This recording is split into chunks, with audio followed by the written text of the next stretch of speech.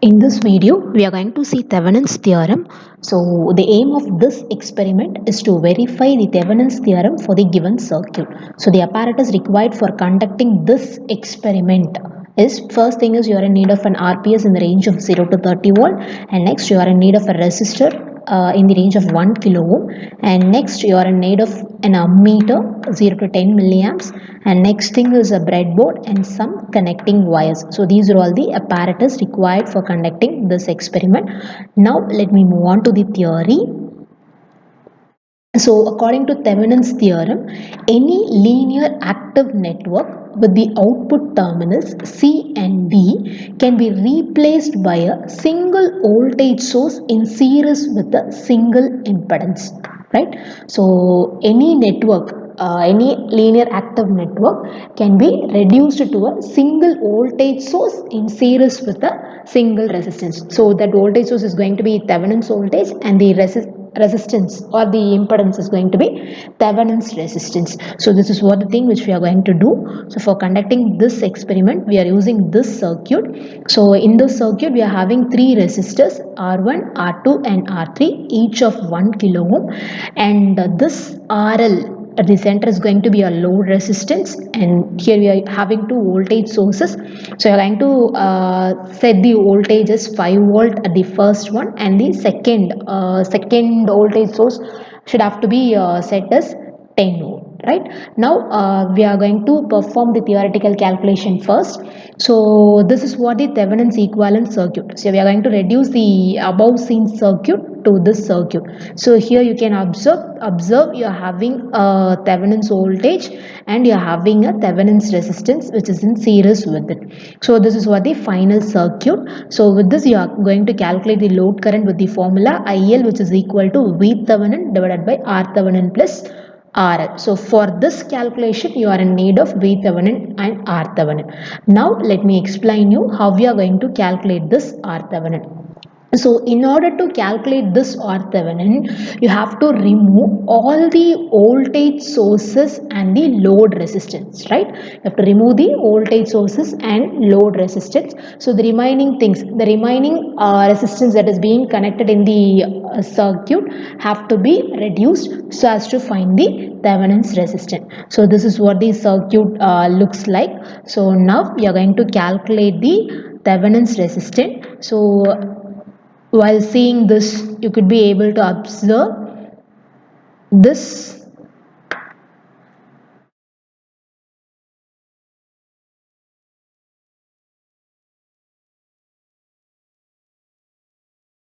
R1 is in parallel with the resistance R2. So you are going to calculate the Thevenin's resistance, that is R1 into R2 divided by R1 plus R2. This is for parallel resistance connected in parallel. So with this, if you have substituted the value, then you could be able to get this answer. So after substituting, I got the Thevenin's resistance as 0.5 kilo ohm. Now it's our duty to find the V Thevenin. So for this, you have to remove the load resistance, right? So this is what the circuit where you have removed the load resistance. Now we are going to compute this circuit. So in this circuit we are going to apply KVL. So if you are applying KVL, so KVL states that voltage rise is equal to voltage drop. So you can use this to find out the current. So first thing is, if I'm applying KVL to this circuit, so this 5 volt is going to be voltage rise and this 10 volt is going to be voltage drop. So if I'm assuming the flow of current in clockwise direction, and in each resistor you'll be having a voltage drop. So you can write the equation as 5 minus 10, which is equal to 2000 into I. The current which is flowing through the circuit is taken as I, and this resistance R1 and R2 is in series, so you can add it simply so that you are getting this 2000 ohms. So now we are going to simplify this. So if you are simplifying this, you will get the current value as I is equal to 2.5 milliamps. Now we are going to find out the V Thevenin's voltage. So that is V minus I into R1. So 5 minus 2.5 into 1. So 2.5 milliamps into 1 kilo ohm. So this 10 power minus 3 and 10 power plus 3 will get cancelled, and finally you'll get the Thevenin's voltage is 7.5 volt. So we have got Thevenin's voltage, as well also we have got the Thevenin's resistance. Now just substitute this in the formula.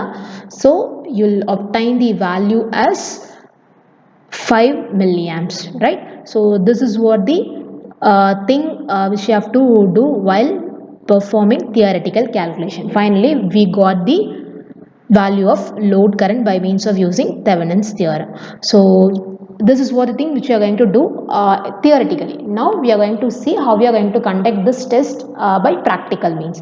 So for doing this, what you have to do is you have to connect the circuit in breadboard, right? So you have to switch on the supply. So as I said to you, we had 2 RPS, so set 5 volt in one RPS and 10 volt in the other RPS. So you have to note down the ammeter reading also, and the load current value should have to be tabulated. So you have to measure the Thevenin's resistance by means of using the multimeter. So the ammeter reading is noted and the load current value is tabulated. Also you have note down the Thevenin's resistance. So next step is, in order to find out the Thevenin's voltage, you have to remove the load resistance. Then you have to calculate the Thevenin's voltage.